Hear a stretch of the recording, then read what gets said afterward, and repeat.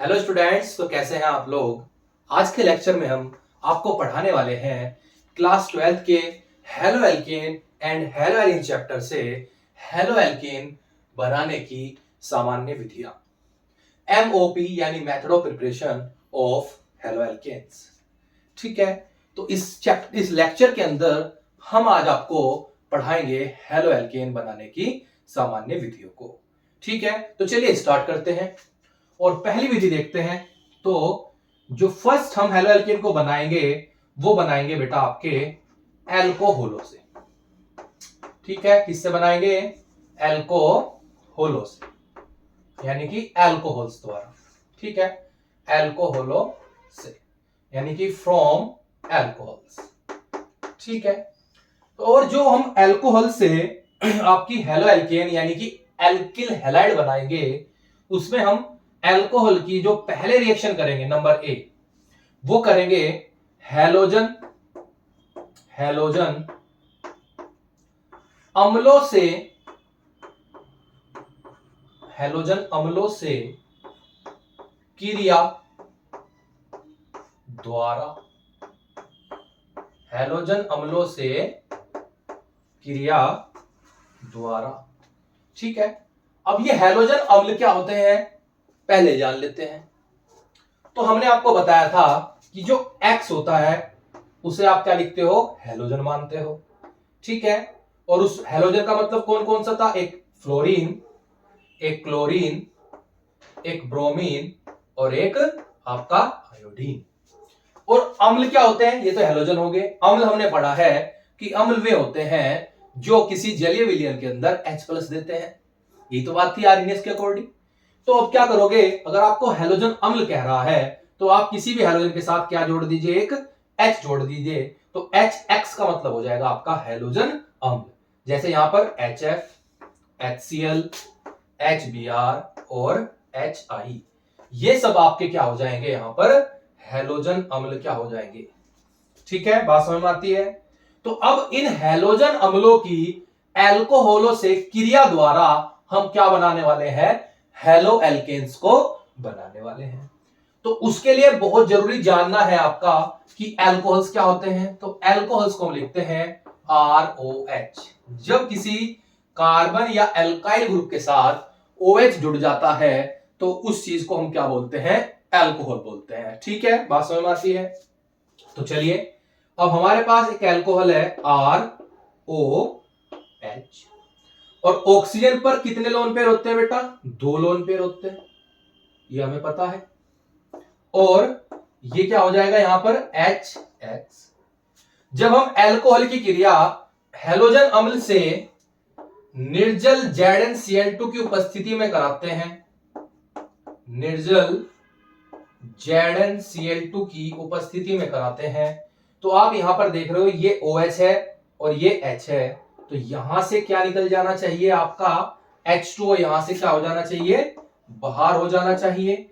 और आपका बचना क्या चाहिए? R single bond X।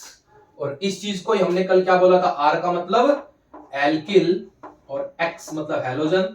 और जब बाद में लिखेंगे नाम तो नाम क्या आएगा बेटा? हैलाइड। या इसी का एक नाम और हो सकता है हेलो, और सिंगल बॉन्ड के लिए एल्केन। ठीक है, हेलो एल्केन। तो 2 नाम हो गए। तो हमने क्या देखा कि जब हमने एल्कोहल की क्रिया हैलोजन अम्ल से निर्जल ZnCl2 की उपस्थिति में कराई तो आपने क्या देखा? एल्किल हैलाइड हमारा बन गया। लेकिन ये होता कैसे है ये भी समझ लेते हैं। उसके लिए आपको पता होना चाहिए कि 11th केमिस्ट्री के अंदर हमने 2 तरह के विदलन पढ़े थे। उनमें से एक विदलन था आपका समांग विदलन, समांग विदलन, और नंबर 2 आपका विषमांग विदलन। यानी कि विदलन लिख देता हूं मैं यहां पर, समांग विदलन है एक तो, और एक आपका है विषमांग विदलन। ठीक है, इसे बोलते हैं हम होमोलाइटिक बॉन्ड फ्यूजन,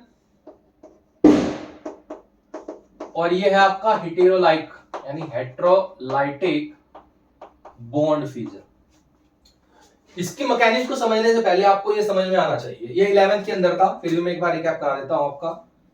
मान लीजिए आपके पास दो एटम है ए और ये जो बॉन्ड है कौन सा है, शेयरिंग से बना हुआ है, साझेदारी से बना हुआ है। इसका मतलब ये कौन सा बॉन्ड है आपका, सहसंयोजी बंध है। और आपको पता है कि सहसंयोजी बंध अगर सिंगल बॉन्ड है तो एक इलेक्ट्रॉन इस ए ने दिया होगा और एक इलेक्ट्रॉन इस ए ने दिया होगा, तब जाकर यहां दो इलेक्ट्रॉन आए और दो इलेक्ट्रॉन मिलकर क्या बनाया, एक सिंगल बॉन्ड। अब बॉन्ड टूटते हैं, इस बॉन्ड को हमें तोड़ना है। टूटेगा कब, जब इलेक्ट्रॉन क्या हो जाए, यहां से शिफ्ट हो जाए, अपने अपने एटम पर चले जाए या एक ही एटम लेके चला जाए। दोनों में से एक कंडीशन होगी भाई, यहां पर दो इलेक्ट्रॉन है, ठीक है। अब या तो ये होगा कि दोनों इलेक्ट्रॉन ये वाला ए लेके चला जाए या दोनों इलेक्ट्रॉन ये वाला ए लेके चला जाए। लेकिन समान विदलन में ऐसा होता है कि जो साझे के इलेक्ट्रॉन, जब कोई बॉन्ड इस प्रकार टूटता है कि साझे के इलेक्ट्रॉन अपने अपने एटम पर, अपने अपने परमाणु पर चले जाते हैं, तो उसे बोलते हैं हम समांग विदलन। और इसकी वजह से आपके जो नई चीज बनती है उस चीज को हम बोलते हैं बेटा मुक्त मूलक, फ्री रेडिकल। मुक्त मूलक बोलते हैं, फ्री रेडिकल बोलते हैं।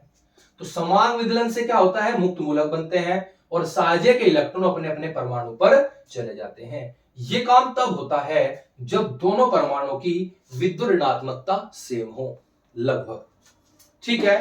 विस्मार्क विदलन में मान लीजिए एक ए है और एक बी है। अब ऐसी कंडीशन, विस्मार्क का मतलब, जो हेटेरो का मतलब, अब एक ही एटम पर अगर इलेक्ट्रॉन चले जाए, यानी कोई बॉन्ड इस तरह टूट रहा है कि साझे के इलेक्ट्रॉन एक ही एटम पर क्या हो जाए, शिफ्ट हो जाए या चले जाए। यह काम तब होता है। अब यहां पर देखो, वो काम कब होगा कि यदि बी की इलेक्ट्रोनिगेटिविटी, विद्युत ऋणात्मकता ज्यादा है ए से, और विद्युत ऋणात्मकता हमने पढ़ रखी है कि साझे के इलेक्ट्रॉन युग्म को अपनी ओर आकर्षित करने की क्षमता, अगर बी की ज्यादा है तो ये दोनों इलेक्ट्रॉन कौन लेके चला जाएगा, यहां से बी लेके चला जाएगा। अब जिसकी वजह से, अब ये ऐसे पूरा एरो बनाया, तो जिसके पास इलेक्ट्रॉन जा रहे हैं उधर एरो है तो उधर माइनस चार्ज आएगा, जिसके पास से जा रहे हैं उस पर प्लस चार्ज आएगा। तो ए के पास से इलेक्ट्रॉन चले गए तो ए पर पॉजिटिव और बी पर नेगेटिव चार्ज आ जाता है। तो जिसकी भी इलेक्ट्रोनिगेटिविटी ज्यादा होगी, फॉर एग्जांपल कार्बन के साथ क्लोरीन जुड़ रहा है यहां पर, ठीक है, इस तरीके से, तो इलेक्ट्रॉन किधर शिफ्ट होंगे, ये बॉन्ड टूटेगा इस साइड। अब जिसकी वजह से कार्बन पर चार्ज आ जाएगा कौन सा, पॉजिटिव, और क्लोरीन पे कौन सा चार्ज आ जाएगा आपका, नेगेटिव। इतनी बात समझ में आती है। तो इसे बोलते हैं हम विस्मार्क विदलन। ये होता है आपका समांग विदलन, ठीक है। जब साझे के इलेक्ट्रॉन अपने अपने परमाणु पर चले जाएं तो वहां पर समांग, जब एक ही परमाणु पर शिफ्ट हो जाए और वो भी किस पर, जिसकी विद्युत ऋणात्मकता क्या हो, ज्यादा, तो उसे बोलते हैं हम विस्मार्क विदलन। तो यहां पर भी कुछ ऐसा ही खेल हुआ, किस तरीके से, अब हमारे पास यहां पर क्या था, एक अल्कोहल का मॉलिक्यूल था ROH, इस तरह लिख लेता हूं मैं से, और ये HX है।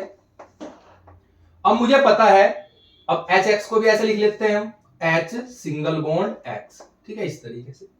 अब मुझे पता है कि किसकी विद्युत ऋणात्मकता ज्यादा है, ये X का मतलब क्या है, हैलोजन, तो हैलोजन की तो हाइड्रोजन से बहुत ज्यादा होती है, तो ये बॉन्ड किधर ब्रेक हो जाएगा, इस साइड। अब जैसे ये बॉन्ड इधर ब्रेक हुआ तो आप खुद से समझिए H पर चार्ज कौन सा है, पॉजिटिव, और हैलोजन पर चार्ज कौन सा है, नेगेटिव। अब जैसे ये H पॉजिटिव यहां से इसके साथ रिएक्ट करेगा, किसके साथ, ऑक्सीजन के साथ। क्यों करेगा, क्योंकि बेटा जो H पॉजिटिव होता है उसके पास 0 इलेक्ट्रॉन होते हैं। क्यों, क्योंकि हाइड्रोजन के पास एक इलेक्ट्रॉन होता है और एक H प्लस ये शो करता है कि इसने एक इलेक्ट्रॉन ही दे दिया। तो H पॉजिटिव के पास कोई भी इलेक्ट्रॉन नहीं होता, केवल इसके पास एक प्रोटॉन होता है, और इसी वजह से H पॉजिटिव को हम प्रोटॉन भी बोलते हैं। तो अब कंडीशन क्या होगी कि ये बॉन्ड इधर ब्रेक हो गया, यहां से X माइनस क्या हो गया, बाहर चला गया, उस रिएक्शन के अंदर ही है लेकिन यहां पर हमने से बाहर निकाल दिया फिलहाल। अब जैसे यहां पर H पर पॉजिटिव चार्ज आया तो ये पॉजिटिव किसकी तलाश में रहेगा, पॉजिटिव का मतलब इलेक्ट्रॉनों की कमी है, तो इसे क्या करना चाहिएगा, अपने इलेक्ट्रॉन चाहिएगा कि इस H पॉजिटिव को भटकते हुए को कहीं से क्या मिल जाए, इलेक्ट्रॉन। अब इलेक्ट्रॉन इस पूरी रिएक्शन में कौन दे सकता है, ये ऑक्सीजन। तो ये H पॉजिटिव क्या करेगा, इस ऑक्सीजन पर जाकर यहां अटैक कर देगा। तो RO, अब एक बात समझिए, एक लोन पेयर दिया इस H को, H पॉजिटिव को इस ऑक्सीजन ने, एक H इसके पास पहले से ही था। अब इसने क्या किया, इलेक्ट्रॉन दे दिए, तो ये H इधर जुड़ गया, और इसके पास से इलेक्ट्रॉन गए, तो इसलिए इसमें चार्ज कौन सा है यहां पर, पॉजिटिव। तो जब किसी अल्कोहल के साथ H पॉजिटिव यानी प्रोटॉन जुड़ता है, तो इस प्रक्रिया को हम बोलते हैं प्रोटोनेशन, प्रोटोनीकरण ऑफ अल्कोहल्स, यानी अल्कोहल्स का प्रोटोनीकरण, यानी कि प्रोटोनेशन ऑफ अल्कोहल। ठीक है, अब यहां पर एक बात समझिए आप, प्रोटॉन जुड़ गया, X माइनस अभी रिएक्शन के अंदर ही घूम रहा है। अब यहां पर उसके बाद बनेगा आपका कार्बोकेटायन, कार्बे धनायन क्या कहते हैं इंग्लिश में, वो हिंदी में, इंग्लिश में क्या बोलते हैं बेटा, कार्बोकेटायन, हिंदी में कार्बे धनायन। अब जब किसी कार्बन पर प्लस चार्ज आ जाए इस तरीके से, तो वो आपका क्या होता है, कार्बे धनायन होता है। अब यहां पर इस ऑक्सीजन पर प्लस चार्ज ये शो कर रहा है कि यहां पर जो है इलेक्ट्रॉन डेंसिटी क्या है, कम है। तो ये R के पास यहां पर इलेक्ट्रॉन है, ये बॉन्ड इधर ब्रेक हो जाएगा। अब जैसे इधर ब्रेक होगा तो इस R पर चार्ज कौन सा आ जाएगा, पॉजिटिव, और यहां से दोबारा से क्या बाहर निकल जाएगा, देखो H और ऑक्सीजन। तो H फिर से लोन पेयर आ गए, किसकी वजह से लोन पेयर आए, इस बॉन्ड के ब्रेक की वजह से, यहां पर H2, तो R पर पॉजिटिव आ गया, तो ये हमारा क्या बन गया आपका कार्बोकेटायन। अब ये R प्लस है, अब इस प्लस को क्या चाहिए, इलेक्ट्रॉन, तो वो कौन देगा, X माइनस, तो ये X माइनस के साथ जुड़ जाएगा और आपका क्या बन जाएगा, एल्किल हैलाइड। तो इस तरीके से इसकी मैकेनिज्म होती है। और एक बात और बता दूं कि ये जो कार्बोकेटायन बना, भाई फर्स्ट स्टेप में क्या होगा, प्रोटोनेशन, उसके बाद क्या बनेगा, कार्बोकेटायन, उसके बाद X माइनस यानी माइनस वाले को क्या कहते हैं, न्यूक्लियोफाइल, न्यूक्लियोफाइल इसके साथ आकर जुड़ जाएगा। अगर इस कार्बोकेटायन में रीअरेंजमेंट यानी पुनर्विन्यास संभव है, तो वो भी हम यहां पर कर सकते हैं। वो किस तरीके से, हमें पता है कि अगर कोई कंडीशन ऐसी बन रही है कि हमारा यहां पर 2 डिग्री कार्बोकेटायन बना, लेकिन हम उसको शिफ्ट करके, हाइड्रोजन वगैरह को शिफ्ट करके 3 डिग्री बदल सकते हैं, तो वहां पर हम रीअरेंजमेंट जरूर करेंगे, क्योंकि 3 डिग्री कार्बोकेटायन जो है वो ज्यादा स्टेबल होता है किससे, 2 डिग्री कार्बोकेटायन से। तो यहां पर रीअरेंजमेंट पॉसिबल होता है अगर जो कार्बोकेटायन है उसकी स्टेबिलिटी इंक्रीज हो सकती हो। समझ में आती है बात। तो नॉर्मली तो आपको ये ध्यान रखना है, ठीक है, इस तरीके से। और एक बात और बता दूं मैं आपको चलो पहले से हटा देता हूं मैं यहां से।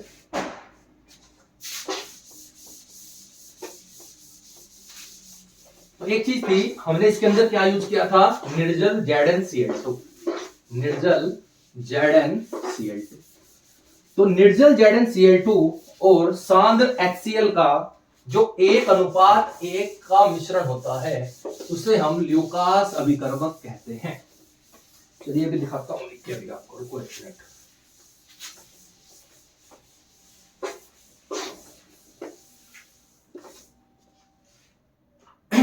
देखें यहां पर निर्जल ZnCl2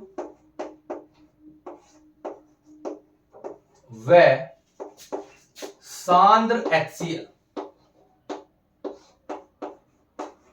का 1:1 का मिश्रण जो होता है उसे हम ल्यूकास अभिकर्मक, ल्यूकास रिएजेंट कहते हैं। ठीक है, इतनी बात को आपको यहां पर क्या करनी है, ध्यान रखना है। ठीक है, समझ में आती है बात। चलिए, तो ये तो हमने आपका अल्कोहल से हैलोजन अम्लों की क्रिया द्वारा क्या बनाई, हैलोएल्केन। अभी अल्कोहल से बनाएंगे, उसके लिए नंबर 20 केस है हमारे पास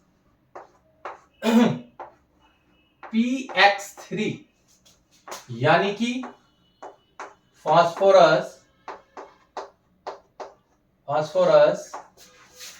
ट्राई हैलाइड से क्रिया द्वारा, फास्फोरस ट्राई हैलाइड से क्रिया द्वारा। ठीक है, PX3, यहां पर आप X के यहां Cl भी रख सकते हो, Br भी रख सकते हो। ठीक है, इस तरीके से। तो अगर आप अल्कोहल की क्रिया PX3 से कराते हो तो पहले इसका यूज समझ लीजिए, चाहे वो PX3 आए या PX5 आए, अभी इससे आगे बढ़ाएंगे PX5 को, दोनों का सेम काम है। इसका काम होता है कि OH को हटाकर हैलोजन को ऐड करना। तो हम समझ जाएंगे कि केवल क्या हो जाएगा, OH हट जाएगा, उसकी जगह पर क्या जुड़ जाएगा, हैलोजन। लेकिन बाहर क्या निकलेगा, बाहर निकलेगा यहां पर मेटाफॉस्फोरिक एसिड H3PO3, H3PO3। अब यहां पर X कितने हैं, 3, यहां पर कितने हैं, 1, तो उस कंडीशन में 3 से तो यहां पर मल्टीप्लाई कर दी। अब R कितने हो गए, इधर 3, इधर कितने हैं, 1, 3 से यहां भी मल्टीप्लाई कर दी। तो ये इक्वेशन क्या हो जाएगी, बैलेंस। ठीक है, एक तरीका तो ये है। और या एक तरीका ये है कि आप यहां पर 3 अल्कोहल के ग्रुप लीजिए, ROH, ROH और ROH, और आपके पास क्या था, PX3। अब यहां पर आप PCl3 लीजिए, PCl3 मान लीजिए, ये 3 Cl है आपके पास। ठीक है, इस तरीके से। अब यहां पर आप देखो क्या बाहर निकल रहा है, H कितने हैं, गिन लीजिए, 3 H है, 3 H3 यानी H3 हो गए। P कितना है, 1। ऑक्सीजन कितने हैं आपके पास टोटल, 3, तो क्या बाहर हो गया, H3PO3। R कितने हैं आपके पास टोटल, 3, 3R। और Cl कितने हैं, 1 2 3, और 3 Cl जुड़ गए, तो 3R क्या बन गए, Cl। तो यहां पर देखो जो Cl है उसका भी काम क्या हुआ, OH हट गया, और उसके साथ वहां से OH हटते ही जो हैलोजन होगा वो क्या हो जाएगा, जाकर चिपक जाएगा। तो PX3 की रिएक्शन इस तरह से आप याद करोगे। ठीक है, इतनी बात समझ में आती है। चलिए नेक्स्ट देख लेते हैं। अब जो है हम अल्कोहल की रिएक्शन कराएंगे PCl5 से, यानी कि PCl5 की क्रिया द्वारा अल्कोहल के साथ एल्किल हैलाइड या आपका क्या बनाएंगे, हेलो एल्केन्स को बनाएंगे। ठीक है, तो यहां पर हम लिखने वाले हैं क्या, PX5 फास्फोरस पेंटाहेलाइड। ठीक है, इस तरीके से। अब समझिए, अब इस तरह समझ लीजिए कि हमारे पास क्या है, ROH, हमारे पास क्या है, ROH। ठीक है, और मैंने इसकी रिएक्शन किससे करा दी, PX5 से। इसका भी काम सेम है कि OH को हटाकर क्या जोड़ देगा ये बेटा, यहां पर X को यानी हैलोजन को ऐड कर देगा। देखिए इस तरीके से। अब हमारे पास एक H है, एक X है, तो HX भी बाहर निकलेगा। अब यहां देखिए आप, 5 हैलोजन में से एक हैलोजन तो R के साथ चला गया, एक हैलोजन चला गया H के साथ। अब क्या बचा हमारे पास, P के साथ कितने हैलोजन बचे, 3, तो POX3 यहां से क्या होगा, बाहर हो जाएगा। एक तो तरीका ये है याद करने का, जो थोड़ा टिपिकल लगा होगा आपको, या ये तरीका देखिए आप, ROH और PX5 को कैसे लिख सकता हूं, PX3 सिंगल बॉन्ड X और सिंगल बॉन्ड X। अब आप देखिए जो आपका मेन प्रोडक्ट है RX बन गया क्या, जी बिल्कुल बन गया। POX3 बाहर निकला था क्या, वो देखिए वहां पर, जी निकला था। प्लस HX बाहर निकला था क्या आपका, जी हाँ ये भी निकला था। तो इस तरीके से आप क्या कर सकते हैं, इस रिएक्शन को हम कर सकते हैं। यहां पर Cl आ सकता है तो PCl5 होगा, तो जहां जहां आपने X लगाया है वहां वहां क्या जोड़ दीजिए, Cl को। इसका नाम होता है बेटा फास्फोरिल हैलाइड, यानी कि अगर क्लोराइड Cl होगा तो नाम हो जाएगा फास्फोरिल क्लोराइड। ठीक है, इतनी बात समझ में आती है आपको। चलिए नेक्स्ट देखते हैं, वो भी हम अल्कोहल से बनाएंगे। वो है आपका थायोनिल क्लोराइड से क्रिया द्वारा, थायोनिल क्लोराइड से क्रिया द्वारा। अब ये थायोनिल क्या होता है, थायोनिल क्लोराइड का मतलब बेटा आपका SOCl2, thionyl chloride. Number C method में देखते हैं जरा। नंबर सी है आपका थायोनिल क्लोराइड से क्रिया द्वारा। ठीक है, थायोनिल क्लोराइड का फॉर्मूला है SOCl2, ठीक है। बना ये भी है हम किससे है, अल्कोहल से ही। और इस विधि को हम बोलते हैं आपका डार्जन मेथड, ठीक है, डार्जन विधि बोलते हैं इसको। अब इसे याद कर लीजिए किस तरीके से। अब हमारे पास क्या है, ROH है, ठीक है। आपने इसकी रिएक्शन करा दी किससे, SOCl2 से। तो आप SO इधर लिखिए, एक Cl इधर ऐड कर दीजिए और एक Cl इधर ऐड कर दीजिए। अब आप देखेंगे यहां पर क्या कि क्या बार हो रहा है, देखो आपका एक तो RCl जो है मेन प्रोडक्ट बन गया, एल्काइल हैलाइड बनाना था हमें, तो RCl यानी एल्काइल क्लोराइड बन गया। एक कौन सी गैस बनी, देखो यहां पर SOO यानी कि आपका SO2 जो कि गैसियस फॉर्म में बनी। HCl जो है हाइड्रोजन क्लोराइड, ये भी एक गैस की फॉर्म में बनेगी। यहां पर HCl एक गैस है, HCl ये बन गया, ठीक है। तो अब क्योंकि मान लीजिए इस तरीके से है, तो इसके अंदर RCl तो बन गया लिक्विड स्टेट में।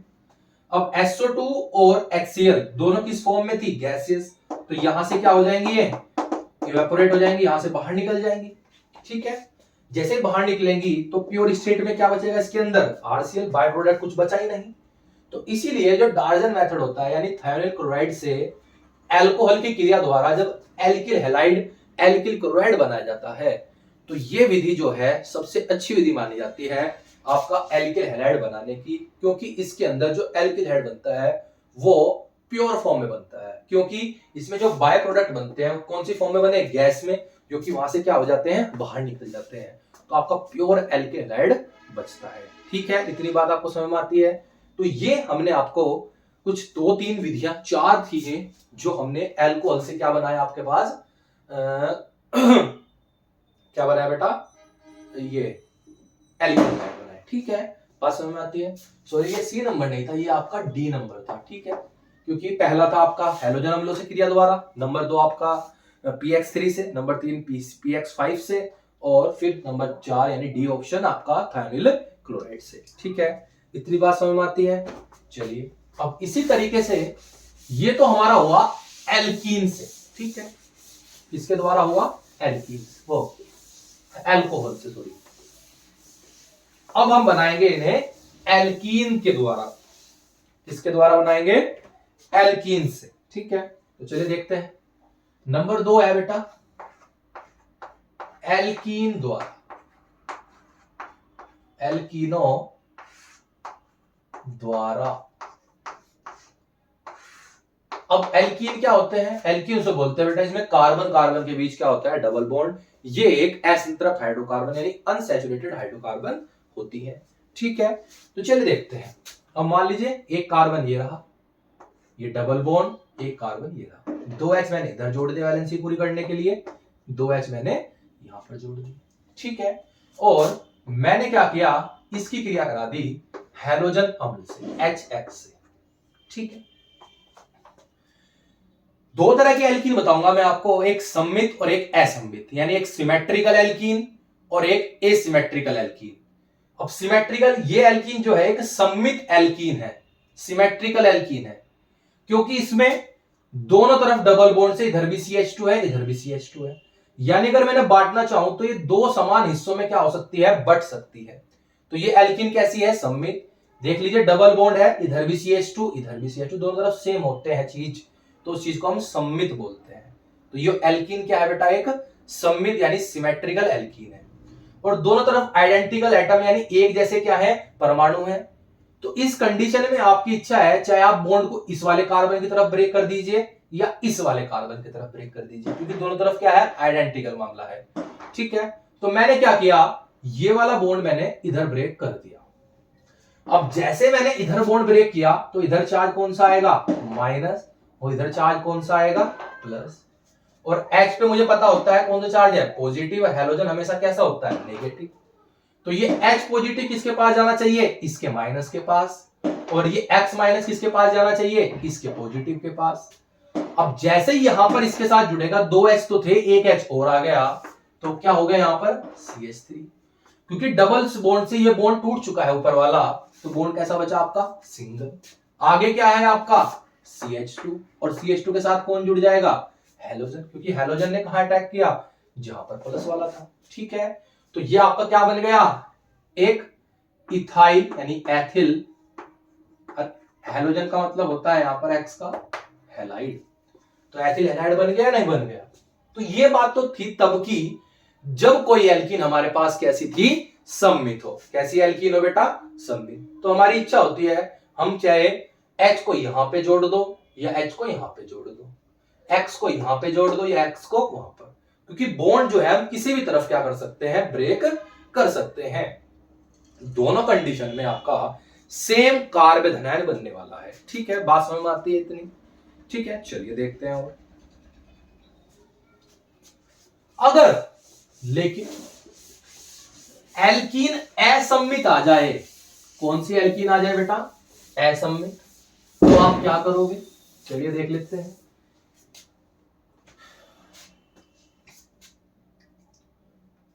अब यहां पर आपके पास एल्कीन आ गई CH3 CH double bond CH2, यह है आपकी प्रोपीन। 3 कार्बन डबल बॉन्ड के लिए क्या आता है, E। और मैं चाहता हूं कि ये रिएक्शन करे HBr से, तो अब क्या होगा, ये एल्कीन कैसी है, असम्मित। कैसे पता लगा, देखिए यहां पर डबल बॉन्ड से इधर तो क्या है CH2 और डबल बॉन्ड से इधर क्या है CH3CH। तो जब डबल बॉन्ड से इधर भी क्या हो गया, डिफरेंट डिफरेंट पार्ट आ गए, अलग अलग सब क्या हो गए, समूह आ गए, तो अब कैसी होगी एल्कीन, ये असम्मित हो जाएगी। ठीक है, अब ऐसी कंडीशन में हम इस डबल बॉन्ड को अपनी मर्जी से ब्रेक नहीं कर सकते, क्योंकि यहां मामला फंस जाता है स्थायित्व का, स्टेबिलिटी का, और वो भी किसकी स्टेबिलिटी का, कार्बन धनायन के स्टेबिलिटी का मामला फंस जाता है। ठीक है, तो इस चीज को सोल्व करने के लिए एक महाशय पधारे और उन्होंने अपना एक रूल दिया जिसे हम कहते हैं मार्कोनिकोफ रूल, मार्कोनिकोफ नियम। ठीक है, अब ये मार्कोनिकोफ नियम क्या कहता है कि जब कोई असम्मित एल्कीन किसी हैलोजन अम्ल से योग करती है तो हैलोजन अम्ल का ऋणात्मक भाग द्विबंध युक्त एल्कीन के उस कार्बन परमाणु से जुड़ता है जिस कार्बन परमाणु पर H की संख्या क्या होती है, कम होती है। ठीक है, यानी कि ये Br जो है कहां जुड़ेगा, जहां पर H कम होंगे, और H वहां जुड़ेगा जहां H क्या होंगे, ज्यादा। ये मैंने नहीं कहा, ये किसने कहा, मार्कोनिकोफ ने। तो कर देते हैं, चलिए। तो होगा क्या, CH3 CH, इस डबल बॉन्डेड कार्बन पे H कम है तो हम यहां पर क्या जोड़ देते हैं, Br, और यहां पर क्या जोड़ देंगे, H, क्योंकि बॉन्ड टूटा तो ये आ गया। ठीक है, अब इसका नाम बन गया क्या, 2 ब्रोमो प्रोपेन। IUPAC लिखनी आती होंगी, नहीं आती तो सिखा देंगे आगे।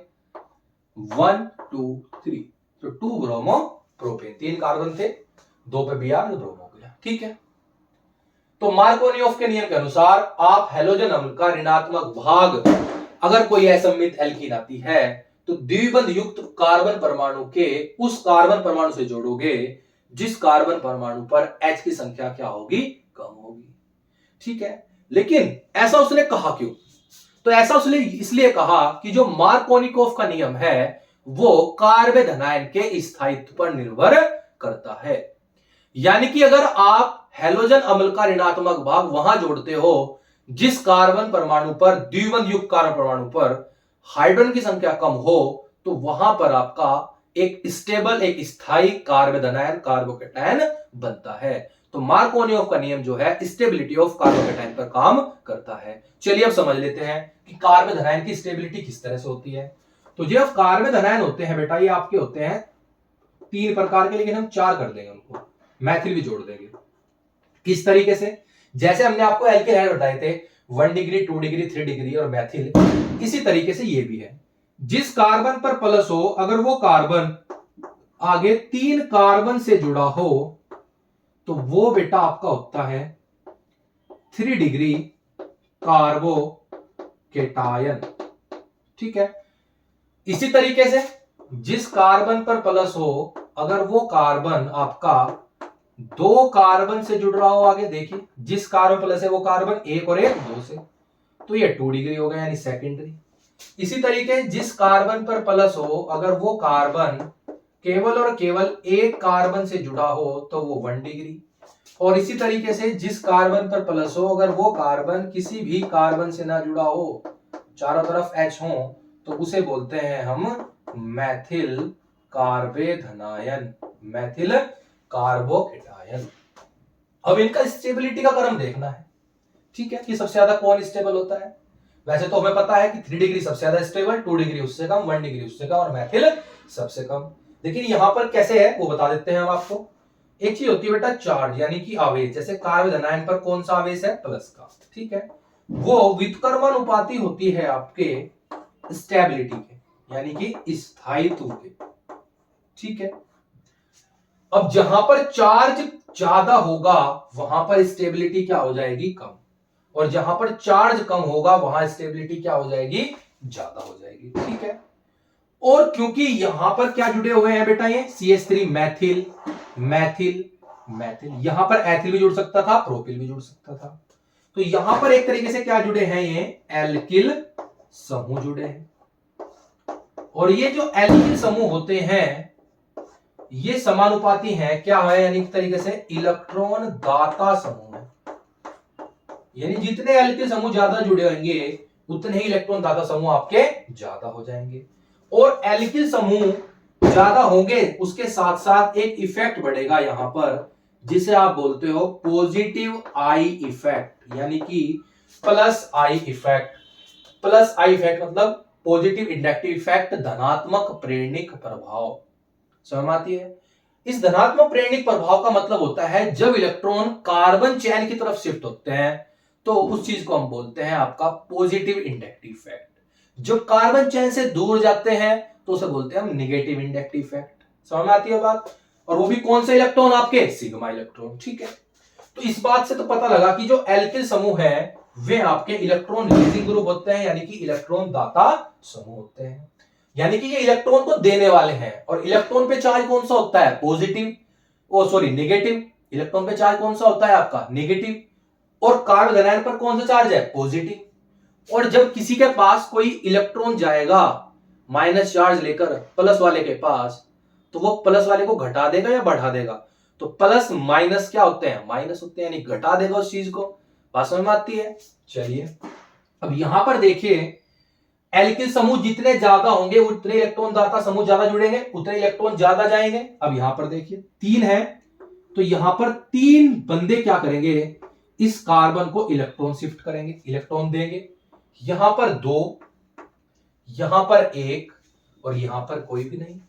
ऐसे समझ लीजिए कि यहां पर कोई बेचारे को पैसे की जरूरत थी, यहां पर 3 आदमी इसको देने वाले हैं पैसे, यहां पर 2 हैं, यहां पर 1 बंदा दे रहा है और यहां पर 1 भी नहीं दे रहा, यानी ये 4 दुकानें थी इस तरीके से। तो सबसे ज्यादा पैसे कहां इकट्ठे होंगे, यहां पर। अब इस बात को समझो कि जब प्लस का चार्ज सबसे कम ज्यादा, यानी कि जो पैसों की कमी थी वो सबसे ज्यादा पूरी कहां पर हुई, यहां पर। यानी कि प्लस वाला जो है चार्ज था यहां पर, और यहां पर 3 जनों ने क्या दिया, इसको माइनस दिया, तो सबसे कम चार्ज कहां होगा, यहां पर। क्योंकि यहां पर कितने माइनस दे रहे हैं चार्ज, 3 जन। यहां पर कितने दे रहे हैं, -2। यहां पर कितने दे रहे हैं, 1, और यहां पर 1 भी नहीं दे रहा, ठीक है। चलो अगर ये बात समझ नहीं आती समझ लेते हैं कि सिंस सब पे प्लस का 100 चार्ज है, कितना चार्ज है, प्लस का 100 चार्ज है, इस तरह समझ लीजिए, ठीक है। कितना चार्ज है, प्लस के 100, और एक CH3 का मतलब है कि ये माइनस का 25 चार्ज दे रहा है, यानी कि क्योंकि इलेक्ट्रॉन दे रहे हैं, इलेक्ट्रॉन पे चार्ज कौन सा होगा आपका, माइनस का। तो एक CH3 को मैंने मान लिया कि ये माइनस का 25 चार्ज शिफ्ट कर रहा है। तो यहां देखिए कितने शिफ्ट हो जाएंगे, माइनस के 75। अब 100 में से जब -75 करोगे तो कितना बच गया, 25। यहां पर कितने हैं, 2, 2 25 का मतलब 50 हो जाएंगे, तो कितना बचेगा आपके पास, यहां पर 4, 50। यहां पर एक ही है तो -25, यानी कितना बच गया चार्ज, 75। यहां पर तो कोई भी नहीं है तो 0 है, तो यानी कितना बच गया, प्लस के 100 बच गया, ठीक है। तो अब देखिए आप सबसे ज्यादा चार्ज कहां बचा, तो सबसे ज्यादा चार्ज कहां है, यहां। अब जब चार्ज ज्यादा तो स्टेबिलिटी सबसे कम, और सबसे कम चार्ज कहां है, 3 डिग्री पर, 25 ही है। तो जहां चार्ज कम वहां स्टेबिलिटी सबसे ज्यादा। इसलिए कहा जाता है कि 3 डिग्री कार्बोकेटायन सबसे ज्यादा स्टेबल होता है, 2 डिग्री उससे कम, 1 डिग्री उससे कम, और मेथिल जो है वो सबसे कम क्या होता है, स्टेबल होता है। इतनी बात आपको समझ में आई? ये आपको जरूर ध्यान रखना है, SN1 SN2 के अंदर भी यूज होने वाला है ये, यानी कि बहुत काम आएगा आपका केमिस्ट्री के अंदर। ठीक है, रीअरेंजमेंट में बहुत हेल्प करती है स्टेबिलिटी, अगर आपको पता हो। ठीक है, तो 3 डिग्री सबसे ज्यादा होता है क्योंकि वहां पर चार्ज जो है वो सबसे कम होता है, और मिथिल जो होता है यानी मैथिल वो आपका सबसे कम स्टेबल होता है क्योंकि वहां पर जो चार्ज है वो सबसे ज्यादा होता है। ठीक है, इतनी बात आपको समझ में आती है?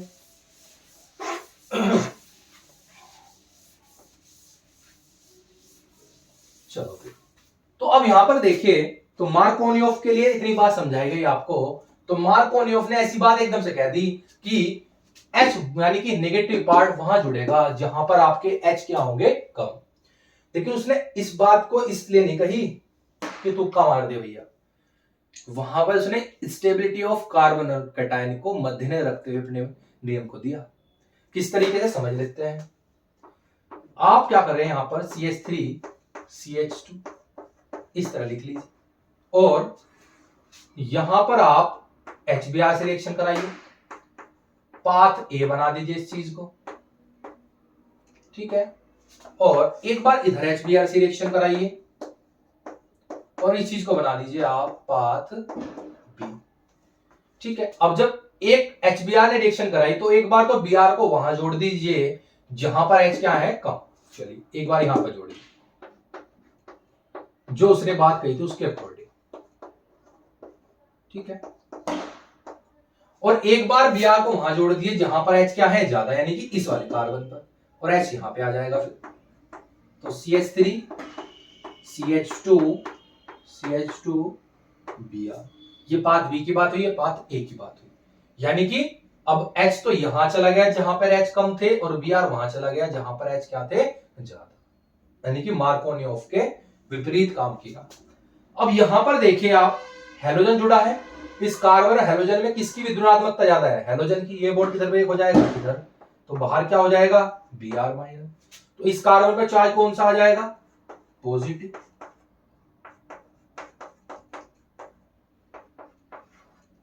अब जिस कार्बन पर प्लस है वो कार्बन कितने कार्बन जुड़ा हुआ है, 2 से, तो कौन से डिग्री कार्बन एनायन बना आपका, 2 डिग्री कार्बोकेटायन बन गया। और यहां पर देखिए, अगर ये बॉन्ड इधर ब्रेक कर दीजिए तो ये बाहर क्या हो जाएगा, यहां पर Br माइनस। तो इस कंडीशन में क्या बचा, CH3 CH2 CH2 प्लस। कितने डिग्री, जिस कार्बन प्लस है वो कार्बन आगे एक कार्बन जुड़ा हुआ है, तो ये 1 डिग्री बना। ठीक है, अब जो 2 डिग्री कार्बोकेटायन है वो मोर स्टेबल होता है, और जो 1 डिग्री कार्बोकेटायन है वो आपका लेस स्टेबल, यानी कि कम स्टेबल होता है। तो इसी वजह से यहां पर 2 डिग्री कार्बोकेटायन ये प्रोडक्ट तो मेजर होगा, और यहां पर माइनर बनेगा ये प्रोडक्ट जहां पर 1 डिग्री कार्बोकेटायन आपका बन रहा है। तो इसी वजह से कहा था मार्कोनियोफ ने कि नेगेटिव पार्ट को वहां जोड़ोगे जहां पर H क्या हो, कम, तो ही आपका स्टेबल कार्बो यानी कि कंपाउंड बनेगा। अगर आप हेलोजन को वहां जोड़ते हो जहां पर H ज्यादा है तो आपका स्टेबल कंपाउंड नहीं बनने वाला। क्यों? क्योंकि वहां पर आपका जो कार्बोकेटायन है वो स्टेबल नहीं बनेगा। ठीक है, बात समझ में आती है? तो इसी वजह से आपका नेगेटिव पार्ट हमेशा वहां जुड़ता है जहां पर हाइड्रोजन परमाणुओं की संख्या द्विबंध युक्त कार्बन परमाणु पर कम होती है। ठीक है, इतनी बात समझ में आई? तो ये बात किसकी थी बेटा, मार्कोनियोफ की थी। ठीक है, चलिए उम्मीद करता हूं आपको ये बात समझ में आ गई हो। तो टोटल चक्कर इसमें कार्बन एनायन का था। अगर आपको कॉन्सेप्ट नहीं पढ़ना तो आप इसी को रट भी सकते हो, आपकी भैया आपकी मर्जी है। चलिए आगे देखिए, आप मैंने आपको पूरा कॉन्सेप्ट यहां पर समझा दिया। ठीक है, लेकिन भैया एक बात होती है कि जब जब कोई आप काम करोगे तो आपके कोई ना कोई एंटी जरूर रहेगा, यानी उसका बिल्कुल अपोजिट, जो आप कहोगे उसका अपोजिट यानी कि काट जरूर करेगा कोई। ठीक है, तो उसी तरीके से जो ये नियम दिया था मार्कोनियोफ, उसके जस्ट विपरीत एक नियम आया जिसे हम बोलते थे एंटी मार्कोनी कोफ नियम, एंटी मार्कोनिकॉफ नियम बोलते थे जिसे। ठीक है, क्या बोलते थे? एंटी मार्कोनिकॉफ नियम। ठीक है,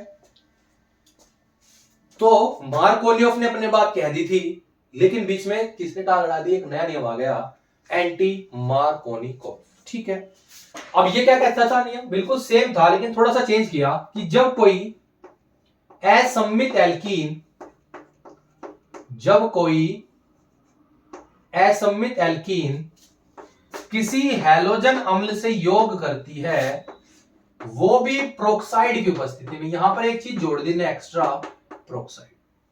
ठीक है, प्रोक्साइड की उपस्थिति में, तो हैलोजन अम्ल का ऋणात्मक भाग द्विबंध युक्त एल्कीन के उस कार्बन परमाणु से जुड़ता है जिस कार्बन परमाणु पर हाइड्रोजन परमाणुओं की संख्या अधिक होती है। ठीक है, किसकी उपस्थिति में हुआ लेकिन ये काम? प्रोक्साइड की उपस्थिति में हो। तो अब आप क्या करोगे? इस नेगेटिव पार्ट को जोड़ दोगे जहां पर एच क्या होंगे? ज्यादा, और पॉजिटिव पार्ट को यहां जोड़ दोगे। ठीक है, तो कंडीशन क्या बनी? CH3 CH2 CH2 Br, तो नाम हो गया इसका 1 ब्रोमो प्रोपेन, 1 ब्रोमो प्रोपेन। ये तो आपका प्रोपेन ही था।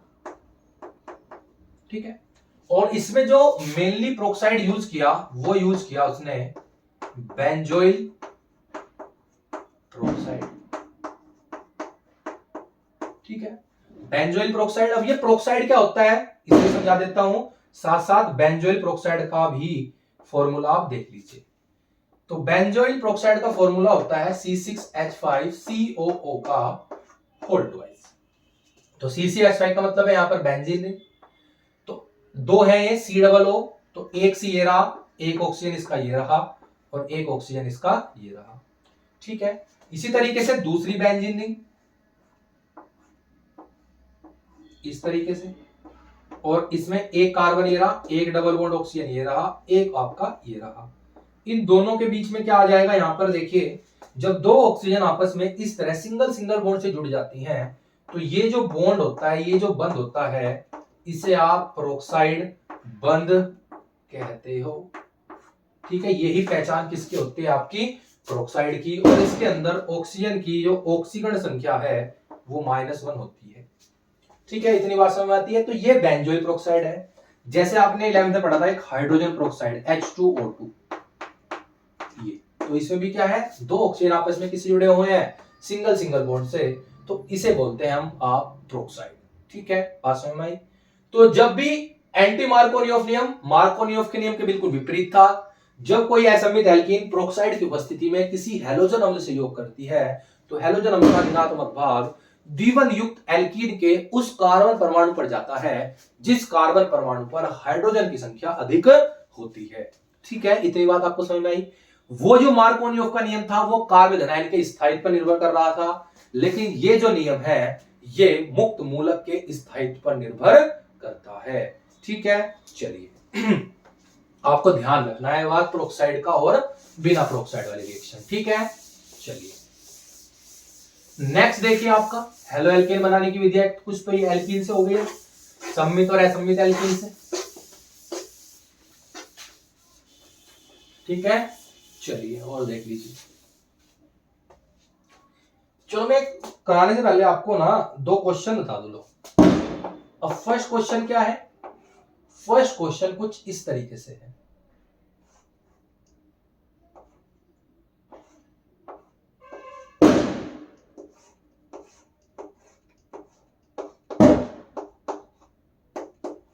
और जो कह रहा है कि इसकी रिएक्शन को आप कंप्लीट कीजिए। और सेकंड क्वेश्चन कुछ इस तरीके से है।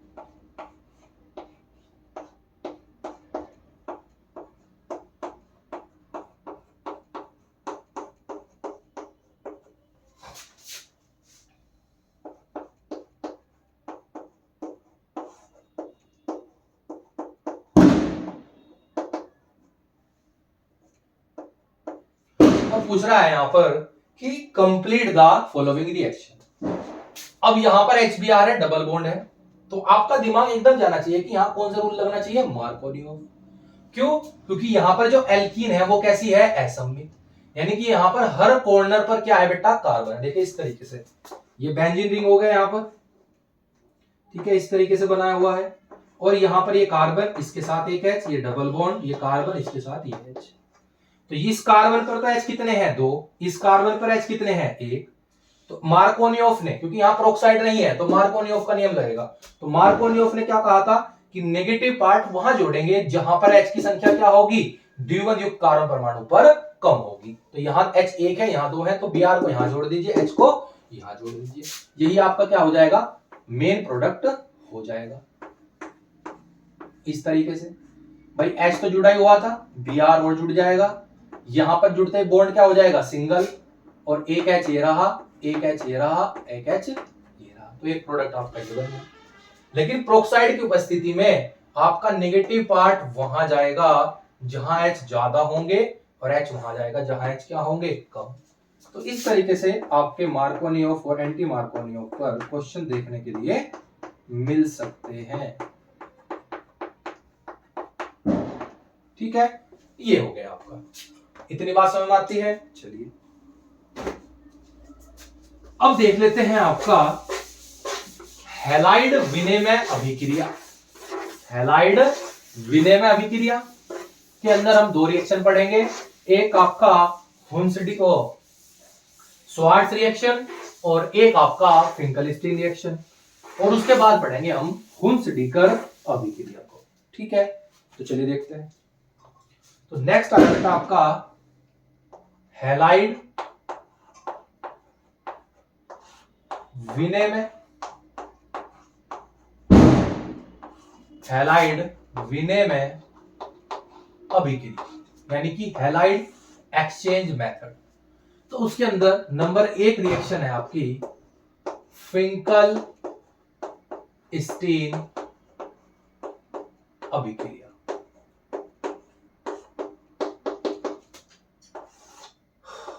तो फिंकल स्टीन अभिक्रिया पहली बात तो उसमें हैलाइड्स जो होंगे वो एक्सचेंज होगा, इसका हैलोजन ये वाला ले जाएगा और इसका हैलोजन ये वाला ले जाएगा, यानी एक्सचेंज ऑफर चल रहा है। ठीक है, बात समझ में आई। तो फिंकल स्टीन अभिक्रिया मेनली यूज होती है एल्किल आयोडाइड या आइडो एल्केन बनाने में। इस बात को आपको ध्यान रखना है, ऑब्जेक्टिव में एक नंबर में पूछ सकते हैं कि आइडो एल्केन या एल्किल आयोडाइड मेनली किस रिएक्शन के द्वारा बनाई जाती है, तो वो फिंकल स्टीन। इस रिएक्शन में होता क्या है कि जब आप किसी एल्काइल हैलाइड की रिएक्शन सोडियम आयोडाइड से कराते हो एसीटोन की उपस्थिति में, CH3COCH3 की उपस्थिति में, यानी कि तो अब होगा क्या, ये Br माइनस, ये Na प्लस, ये I माइनस, ये प्लस, तो होगा क्या, ये वाला हैलाइड इसके साथ और ये वाला हैलाइड इसके साथ, तो RI बन जाएगा एल्काइल आयोडाइड, और बाहर क्या निकल जाएगा आपका NaBr। तो आपने क्या देखा कि इसका हैलोजन तो ये वाला ले गया और इसका हैलोजन ये वाला ले गया, तो एक्सचेंज हो गए दोनों के हैलाइड, तो इसलिए बोलते हैं इनको हैलाइड विनिमय अभिक्रिया। तो जब किसी एल्किल हैलाइड की रिएक्शन सोडियम आयोडाइड से आप एसीटोन की उपस्थिति में कराओगे तो आपका एल्किल आयोडाइड या आयोडो एल्केन बनेगी। इस विधि को बोलते हो आप फिंकल स्टीन अभिक्रिया। ठीक है, बात समझ में आती है। इस R की जगह पर CH3CH2 यानी कि मैथिल एथिल प्रोपिल वगैरह भी आप जोड़ सकते हो। ठीक है, बात समझ में। ठीक है, चलिए इसके बाद देखते हैं आपका जो नंबर 2 है। नंबर 2 है आपकी स्वार्ट्ज रिएक्शन, स्वार्ट्ज अभिक्रिया। अब ये स्वार्ट्ज अभिक्रिया क्या है, इसके द्वारा मेनली एल्किल फ्लोराइड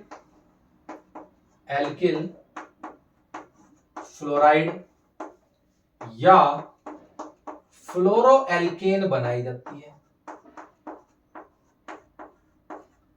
ठीक है, किस तरीके से, कि जब आप एक एल्किल हैलाइड की रिएक्शन सिल्वर फ्लोराइड से कराते हो इस तरीके से, तो होगा क्या, इसका हेलोजन ये Ag ले जाएगा और इसका हेलोजन जो F है वो R ले जाएगा, तो RF बन जाएगा और बाहर क्या हो जाएगा यहां से Ag, इस तरीके से, ये माइनस, ये प्लस, ये प्लस, ये माइनस, तो ये इधर और ये इधर।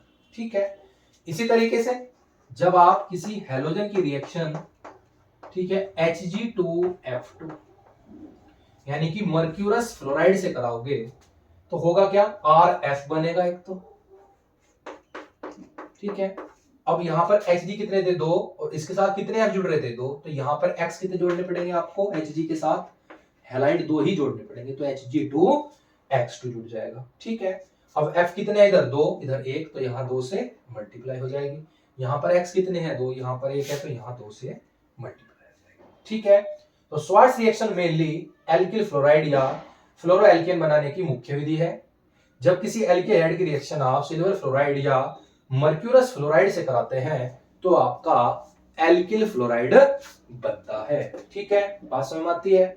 तो ये आपकी हैलाइड विनिमय अभिक्रियाएं थी। ठीक है, इनके द्वारा भी हम हैलो एल्केन यानी एल्किल हैलाइड बना सकते हैं।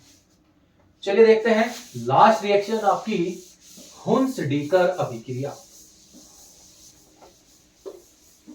हुन्स-डीकर अभिक्रिया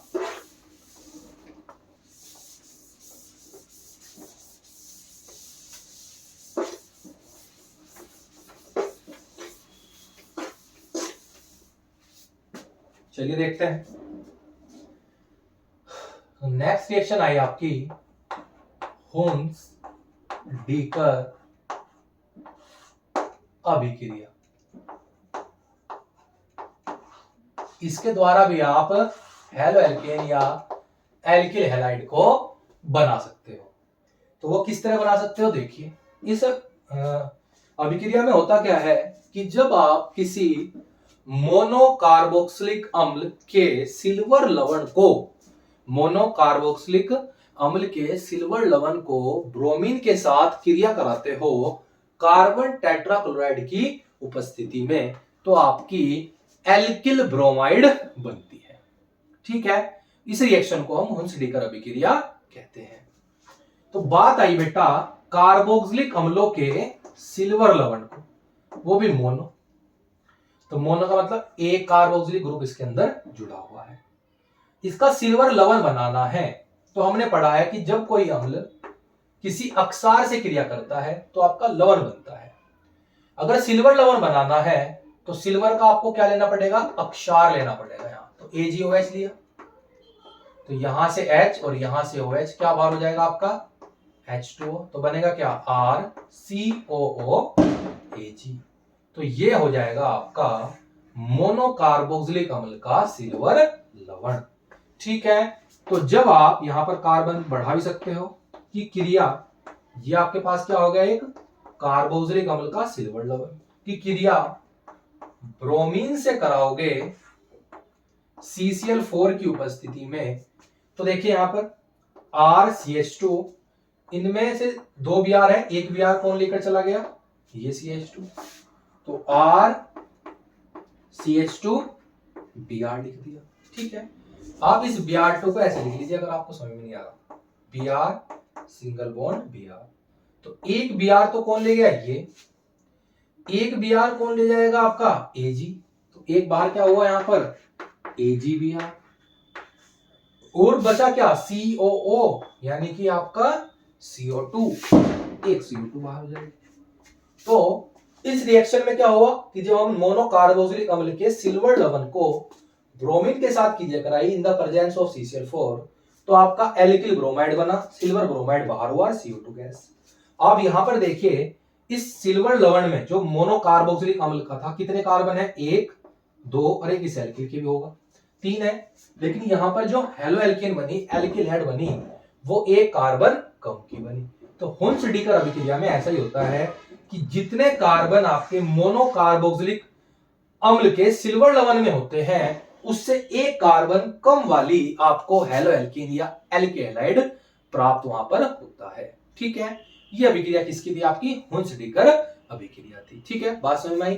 तो ये थे जो आपके कुछ मेथड्स थे हैलो एल्केन्स को बनाने के। अगर ये वीडियो आपको अच्छी लगे तो वीडियो को लाइक जरूर कर दें, शेयर करते रहें, ठीक है, और सब्सक्राइब कर दें इसलिए अब तक चैनल को सब्सक्राइब नहीं किया है। धन्यवाद।